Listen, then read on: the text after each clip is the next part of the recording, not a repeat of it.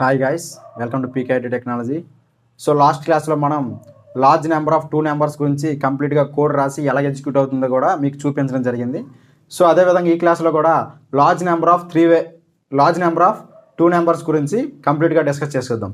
So large number of 2 numbers తీసుకుంటే అక్కడ only 2 variables మాత్రమే ఉంటాయి. ఓన్లీ 2 వాల్యూస్ మాత్రమే ఉంటాయి అన్నమాట. ఈ 2 నెంబర్స్లో ఏది పెద్ద ఉందో కనుక్కోవాలి. అంటే ఇక్కడ 2 వేరియబుల్స్ మాత్రమే ఉంటాయి అన్నమాట. సో ఈ 2 వేరియబుల్స్లో ఉన్న వాల్యూని ఏది పెద్ద ఉందో మనం కనుక్కోవడం కోసం రిలేషన్ ఆపరేటర్ ఉపయోగిస్తాం. రిలేషన్ ఆపరేటర్స్ అంటే ఏంటి?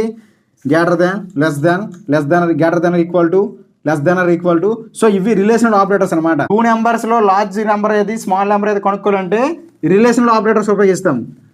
బట్ అదే 3 నెంబర్స్ ఉందనుకోండి, ఫర్ సపోజ్ 3 = 1000 ఉంది. సో ఈ మూడిట్లో లార్జ్ నెంబర్ ఏదో కనుక్కోవాలనుకుంటే రిలేషన్ ఆపరేటర్స్తో పాటు లాజికల్ ఆపరేటర్స్ కనుక్కోవాలి. లాజికల్ ఆపరేటర్స్ అంటే ఏంటి?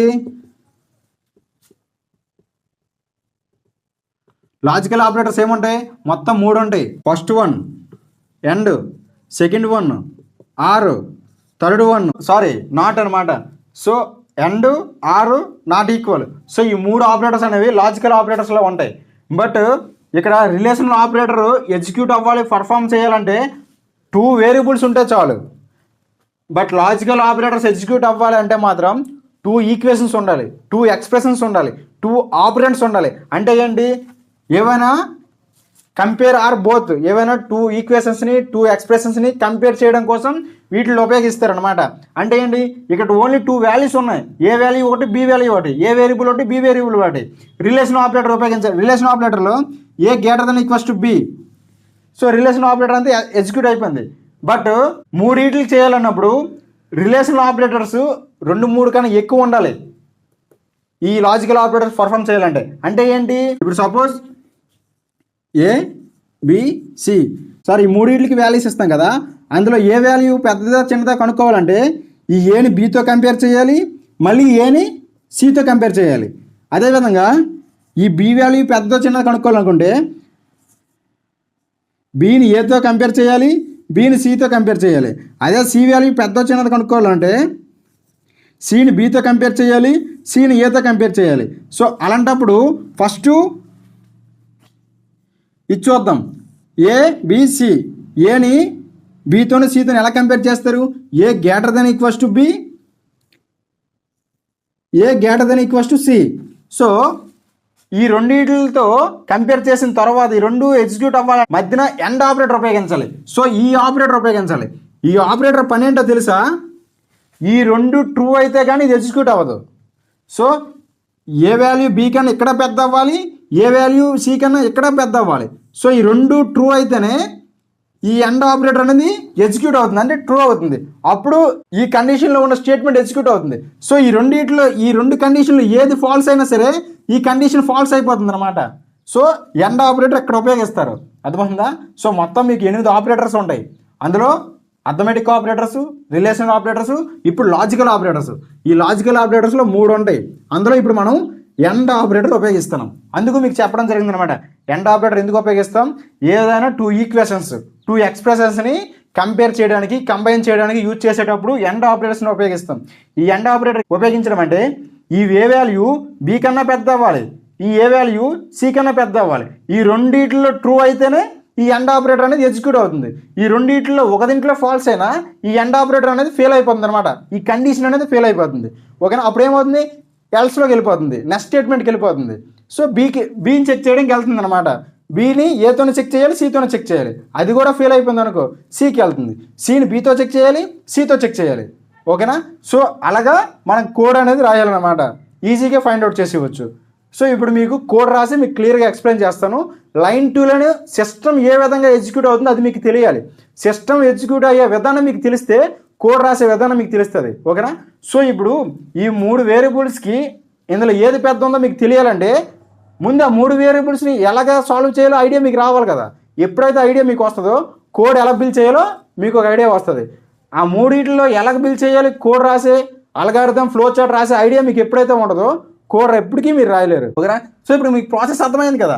ఏదైనా 3 వేరియబుల్స్లో లార్జ్ నెంబర్ ఏదో కనుక్కోవాలంటే ప్రతి ఒక్క వేరియబుల్ని కూడా మిగతా వేరియబుల్స్తో కంపేర్ చేయాలి. ఇప్పుడు ఏ వాల్యూ ఉంది, ఏని బీతో ఏ వాల్యూ బి వాల్యూ కన్నా సి వాల్యూ కన్నా పెద్ద చిన్నదా కనుక్కోవాలంటే ఈ రెండింటితో కూడా కంపేర్ చేయాలి. ఈ రెండింటితో కంపేర్ చేయాలంటే రెండు ఎక్స్ప్రెషన్స్ వస్తాయి. అంటే ఏంటి, A greater than equals to B, A greater than C అనమాట. సో ఈ రెండు ఎక్స్ప్రెషన్స్ ఆర్ ఈక్వేషన్స్ ఈ మధ్యన మనం ఉపయోగించేదే ఎండ్ ఆపరేటర్. ఇది దీని పని ఏంటి, రైట్ సైడ్ ఉన్న ఎక్స్ప్రెషన్ ట్రూ అవ్వాలి, లెఫ్ట్ సైడ్ ఉన్న ఎక్స్ప్రెషన్ ట్రూ అవ్వాలి. ఈ రెండు ట్రూ అయితే అప్పుడు ఇది ఎగ్జిక్యూట్ అవుతుంది అనమాట. ఈ రెండిట్లో ఏది ఫాల్స్ అయినా సరే ఫెయిల్ అయిపోతుంది. అర్థమవుతుందా? సో ఈ రెండు ట్రూ అంటే ఇక్కడ ఇచ్చిన ఏ వాల్యూ బి కన్నా పెద్ద అయితేనే ఇది ట్రూ అవుతుంది, ఇక్కడ ఏ వాల్యూ సి కన్నా పెద్ద అయితేనే ఇది ట్రూ అవుతుంది. అప్పుడు ఎండ్ ఆపరేటర్ ఎగ్జిక్యూట్ అవుతుంది. ఏంటి, ఈ కండిషన్ ట్రూ అని మనకు అవుట్పుట్ అనేది 1 వస్తుంది. ఓకేనా? సో ఇప్పుడు మీకు 3 వేరియబుల్స్ తీసుకున్నాం. ప్రోగ్రామింగ్ ఏంటి, లార్జెస్ట్ ఆఫ్ 3 నెంబర్స్. 3 నెంబర్లో ఏ నెంబర్ పెద్ద ఉందో కొనుక్కోవాలి కదా. సో దానికోసం కోడ్ ఎలా రాయాలో రాసి మీకు సిస్టమ్ ఏ విధంగా ఎగ్జిక్యూట్ చేసుకుంటుందో మీకు ఎగ్జాంపుల్గా చేసి చూపిస్తాను. ఓకేనా? సో అందరూ కూడా ఎండ్ వరకు చూడండి.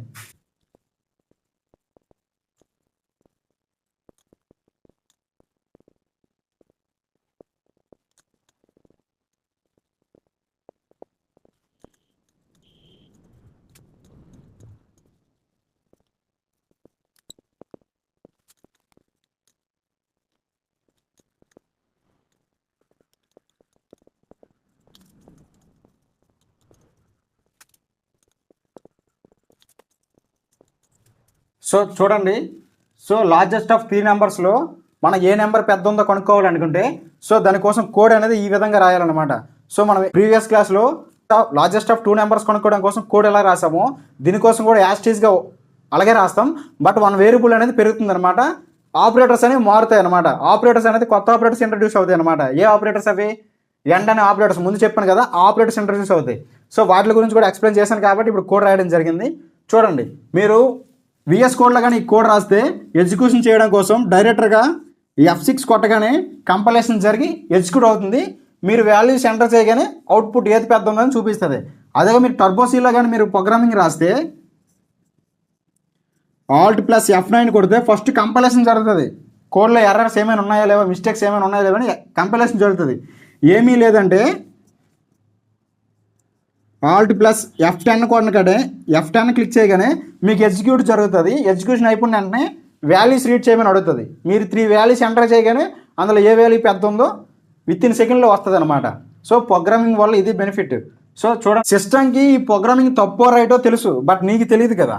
సో సిస్టమ్ ఇది ఏ విధంగా మనకి 3 నెంబర్లు ఇవ్వగానే 10, 20, 30 ఇవ్వగానే ఆ మూడిట్లో ఏ నెంబర్ పెద్ద ఉందో మనం చూసి చెప్పేస్తాం ఈజీగా. బట్ సిస్టమ్కి ఇవ్వాలంటే ఒక ప్రోగ్రామింగ్ రూపంలో ఇవ్వాలి. సిస్టమ్ అది ఏ విధంగా ఎగ్జిక్యూట్ చేస్తుంది మీకు ఇంత చెప్పాను కదా. సో అలాగా ఈ ప్రోగ్రామ్ ఎలాగ ఎగ్జిక్యూట్ అవుతుంది, సిస్టమ్ ఇంటర్నల్గా జరిగే ప్రాసెస్ మీకు తెలిస్తే ఎలాంటి కోడ్ అయినా సరే మీరు ఈజీగా చేయగలరు. సో ఇప్పుడు ఆ ఇంటర్నల్గా జరిగే ప్రాసెస్ని మీకు ఎక్స్ప్లెయిన్ చేస్తాను. ఏ విధంగా ఎగ్జిక్యూట్ చేసుకొని మనకు అవుట్పుట్ ఇస్తుందో సిస్టమ్ అనేది, ఆ ఎగ్జిక్యూషన్ ఎలా జరుగుతుందో మీకు చూపిస్తాను. సో చూడండి, ఇప్పుడు ఫస్ట్ లైన్ తీసుకుంటుంది, has include header file stdio ఉంది కదా. సో ఫస్ట్ ప్రోగ్రామ్ హలో వరల్డ్లో stdio అంటే ఏంటి, అది ఎందుకు తీసుకుంటారో క్లియర్గా చెప్పడం జరిగింది. ఎవరైనా చూడకపోతే వెళ్ళి చూడండి. సో నెక్స్ట్ లైన్కి వస్తుంది. నెక్స్ట్ లైన్లో ఏముంది, ఇంటి మెయిన్ ఉంది. మెయిన్ అంటే ఏంటి, ఇక్కడ మెయిన్ ఫంక్షన్. ఎప్పుడైతే మనం మెయిన్ ఇచ్చామో, ఇంటి మెయిన్ ఇచ్చామో, సో మెయిన్ ఫంక్షన్ స్టార్ట్ అయింది అనడానికి ఓపెన్ కర్లీ బ్రాకెట్ ఇస్తాం. సో మెయిన్ ఫంక్షన్ ఎక్కడి నుంచి స్టార్ట్ అయింది. సో ఇది ఎప్పుడైతే ఎండ్ అవ్వద్ది, ఎక్కడ ఎండ్ అవుద్ది, దాని ఆపోజిట్లో క్లోజ్డ్ కర్లీ బ్రాకెట్ ఎక్కడైతే ఉంటుందో, సో ఈ between open curly bracket closed curly bracket మధ్యన ఉన్నదే మెయిన్ కంటెంట్ అనమాట. నువ్వు ఇక్కడే ఇన్పుట్ ఇస్తావు, ఇక్కడే అవుట్పుట్కి సంబంధించిన ఇన్పుట్ ఇస్తావు. మనకు కావాల్సిన అవుట్పుట్ కూడా ఇందులో నుంచే వస్తుంది అనమాట. సో ఇదే మెయిన్ ఫంక్షన్, ఇదే మెయిన్ కంటెంట్. పేరులోనే ఉంది మెయిన్ ఫంక్షన్ అని, అంటే ముఖ్యమైనది, నీకు కావాల్సిందంతా ఇందులోనే ఉంటుంది. అర్థమైందా? సో మెయిన్ ఫంక్షన్ స్టార్ట్ అయింది అనడానికి ఓపెన్ కర్లీ బ్రాకెట్ ఉంటే ఇక్కడ మెయిన్ ఫంక్షన్ స్టార్ట్ అయిందని. సో నెక్స్ట్ లైన్లోకి వస్తే ఏముంది, ఇంటూ ఏబిసి అని ఉంది. ఇంట్ అనేది ఏంటి, డేటా టైపు. ఇక్కడ ఏబిసి అనేది ఏంటి, వేరియబుల్స్. ఎప్పుడైతే ఇంటీజర్కి వేరియబుల్స్ని డిక్లేర్ చేసావో ఈ మూడింటికి కూడా డేటాబేస్లో మెమొరీ అనేది ఎలికేట్ అవుతుంది. ఎలా ఎలికేట్ అవుతుంది, వీటికంటే ఒక స్పేస్ క్రియేట్ అవుతుంది అనమాట. సో ఏకి ఒక మెమొరీ లొకేషన్, బీకి ఒక మెమొరీ లొకేషన్, సికి ఒక మెమొరీ లొకేషన్ వస్తుంది. దీని అడ్రస్ వచ్చేసి 1000 అనుకోండి, దీని అడ్రస్ వచ్చేసి 1001 అనుకోండి, దీని అడ్రస్ వచ్చేసి 1002 అనుకోండి. సో ఈ వేరియబుల్స్లో గార్బేజ్ వాల్యూ ఉంటుంది. ఎందుకంటే మన వేరియబుల్స్కి ఇక్కడ ఏ వాల్యూ ఇవ్వలేదు. ఎప్పుడైతే మనం వేరియబుల్స్కి వాల్యూ ఇవ్వలేదో ఆ వేరియబుల్స్ మెమరీ లొకేషన్స్లో గార్బేజ్ వాల్యూ సి లాంగ్వేజ్ అనేది డిఫాల్ట్గా స్టోర్ చేసుకుంటుంది. అది ఎంత ఉంటుందో మనం చెప్పలేం. అది పాజిటివ్ ఉండొచ్చు, నెగిటివ్ ఉండొచ్చు. అది సిస్టమ్గా తెలియాలన్నమాట, మనం చెప్పలేం. ఎప్పుడైతే వేరియబుల్స్కి వాల్యూ అదైనా చేస్తామో అప్పుడు ఈ వేరియబుల్ యొక్క మెమరీ లొకేషన్లో అడ్రస్లో ఆ వాల్యూ స్టోర్ అవుతుంది అనమాట. ఓకేనా? సో నెక్స్ట్ లైన్లోకి వస్తుంది. నెక్స్ట్ లైన్లో ఏముంది? ప్రింట్ఎఫ్ ఉంది. ప్రింట్ఎఫ్ ఫంక్షన్ పని ఏంటి? డబుల్ కొటేషన్లో ఏ వాల్యూ అయితే ఉంటుందో ఆ వాల్యూని యాజ్ ఇట్ ఈస్గా ప్రింట్ చేస్తాం. సో డబుల్ కొటేషన్లో ఏ వాల్యూ ఉంది? ఎంటర్ 3 నెంబర్స్ అని ఉంది.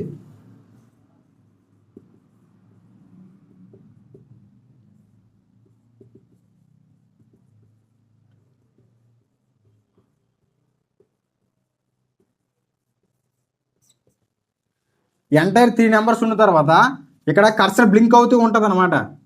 సిస్టమ్లో ఎగ్జిక్యూషన్ చేసిన తర్వాత ఎంటర్ 3 నెంబర్స్. ఇప్పుడు ఎగ్జిక్యూషన్ జరుగుతుంది, ఆ ఎగ్జిక్యూషన్ ప్రాసెస్ చెప్తాను.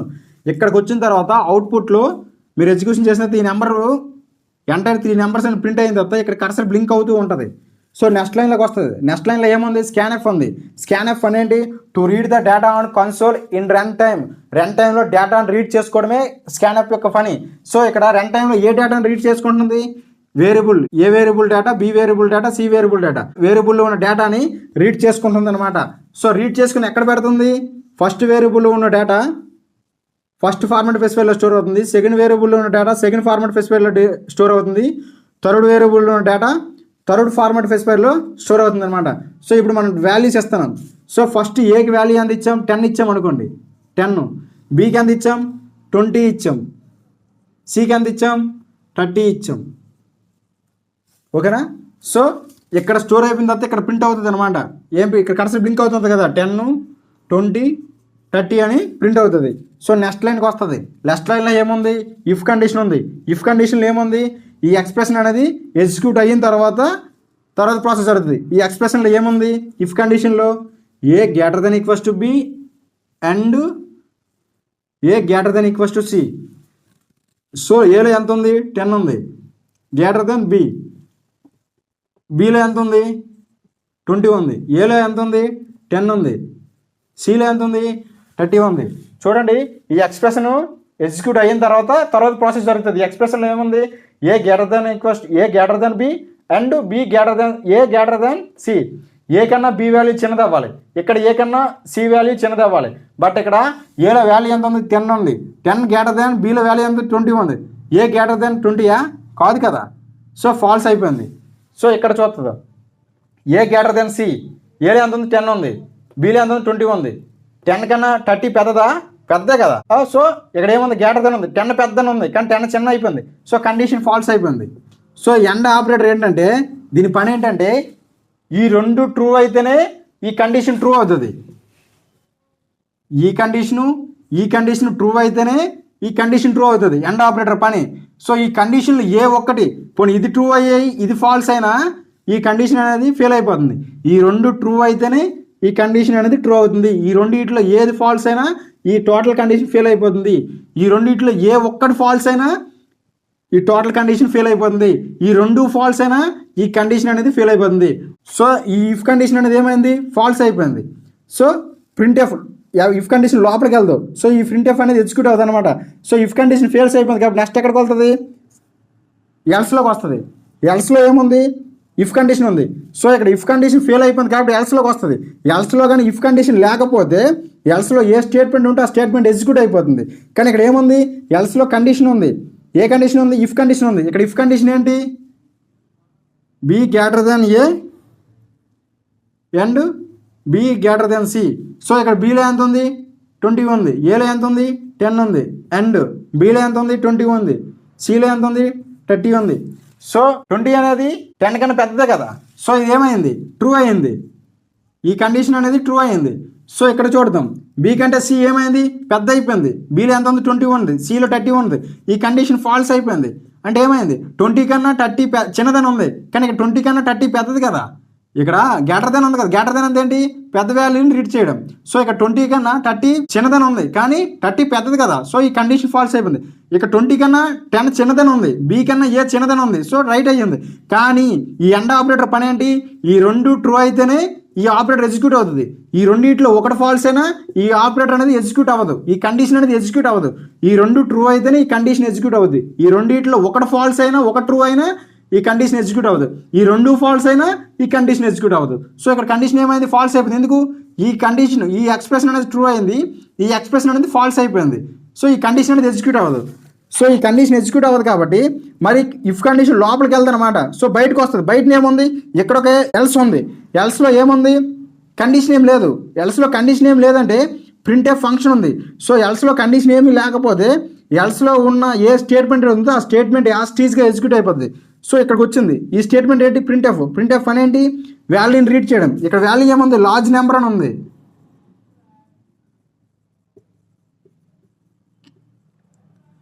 Largest number is equal to ఇక్కడ సి వాల్యూని ఇక్కడ స్టోర్ చేయాలన్నమాట. సిలో ఎంత ఉంది, 30 ఉంది.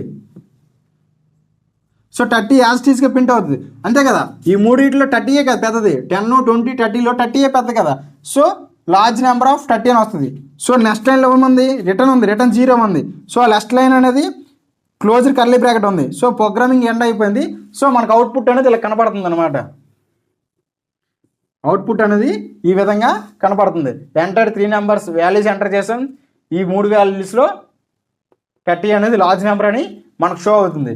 సో అర్థమైంది అనుకుంటా కోడింగ్ అనేది.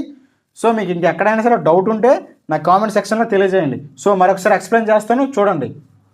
సో మనం 3 వాల్యూస్ ఇచ్చేటప్పుడు 10, 20, 30 ఇచ్చేటప్పుడు సో ఫస్ట్ ప్రతి వాల్యూని కూడా ఏబిసి ఏ వాల్యూ పెద్ద కాదో చిన్నది చెక్ చేయాలంటే ఏని బీతో చెక్ చేయాలి, సితో చెక్ చేయాలి. బి వాల్యూ పెద్ద కాదో చెక్ చేయాలంటే ఏతోనూ చెక్ చేయాలి, సితోనూ చెక్ చేయాలి. సో ఈ రెండు జరిగిన తర్వాత ఈ రెండు ఫాల్స్ అయిపోతే సి వాల్యూ ఆటోమేటిక్గా పెద్దది డైరెక్ట్గా వచ్చేస్తుంది. చెక్ చేయాలంటే చెక్ చేసుకోవచ్చు, కానీ అవసరం లేదు కదా, టైం వేస్ట్. ఎందుకు, ఏ ఇక్కడ బీతోని పెద్దది కాదు, ఇక్కడ బి ఏతోని పెద్దది కాదు, అలాంటప్పుడు సిఏ పెద్దది అవుతుంది కదా. సో డైరెక్ట్ నేను ఆ పద్ధతి ఫాలో అయ్యి డైరెక్ట్గా సిని చెక్ చేయలేదు, సిఏ పెద్ద ఉంటుందని డైరెక్ట్గా ప్రింట్ ఆఫ్ ఇస్తాను అనమాట.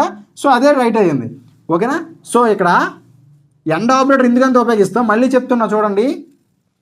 ఎండ్ ఆపరేటర్ ఉపయోగించాలంటే 2 ఈక్వేషన్స్ ఉండాలి, లేదా 2 ఎక్స్ప్రెషన్స్ ఉండాలి, 2 స్టేట్మెంట్స్ అయినా ఉండాలి, 2 ఆపరెంట్స్ అని అనుకోవచ్చు మన ఇష్టం. ఎక్స్ప్రెషన్స్, ఈక్వేషన్స్, స్టేట్మెంట్స్, ఆపరేటర్స్ ఏవైనా అనుకోవచ్చు అనమాట.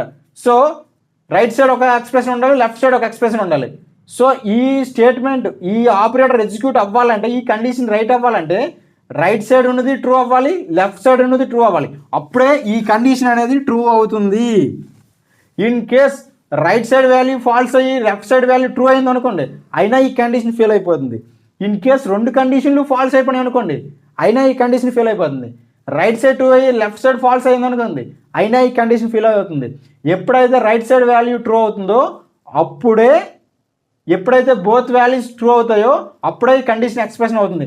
చూడండి, ఫస్ట్ దీంట్లో ఇది ఫెయిల్ అయిపోయింది, ఇది ఫెయిల్ అయిపోయింది. సో అందుకే నెక్స్ట్ ఇఫ్ కండిషన్కి వచ్చాం, ఎల్స్కి వచ్చాం. ఎల్స్లో కూడా కండిషన్ ఉంది. ఎల్స్లో కూడా ఏముంది, ఫస్ట్ స్టేట్మెంట్ ఎగ్జిక్యూట్ రైట్ అయ్యింది, తర్వాత రైట్ సైడ్ ఉన్న ఎక్స్ప్రెషన్ ఫాల్స్ అయిపోయింది అనమాట. బీ కన్నా ఏ చిన్నదంటే ఓకే, బీ కన్నా ఏ చిన్నది, 20 కన్నా 10 చిన్నది.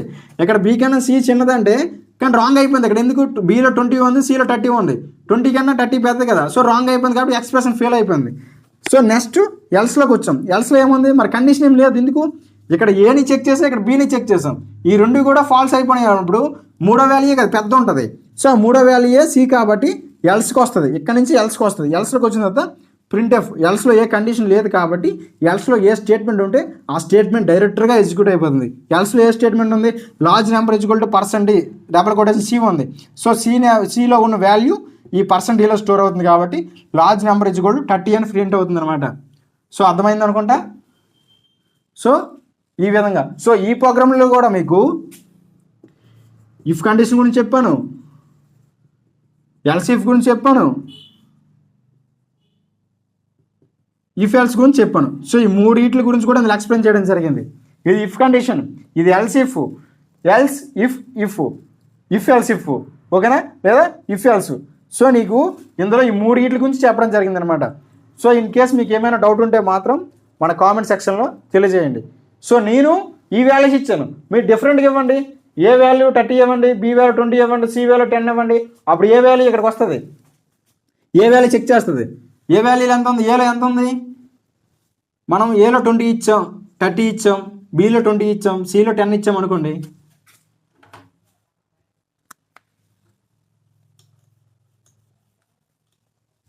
సో ఇఫ్ కండిషన్ కాదు ఇది, ఇక్కడ వాల్యూస్ ఇచ్చాం.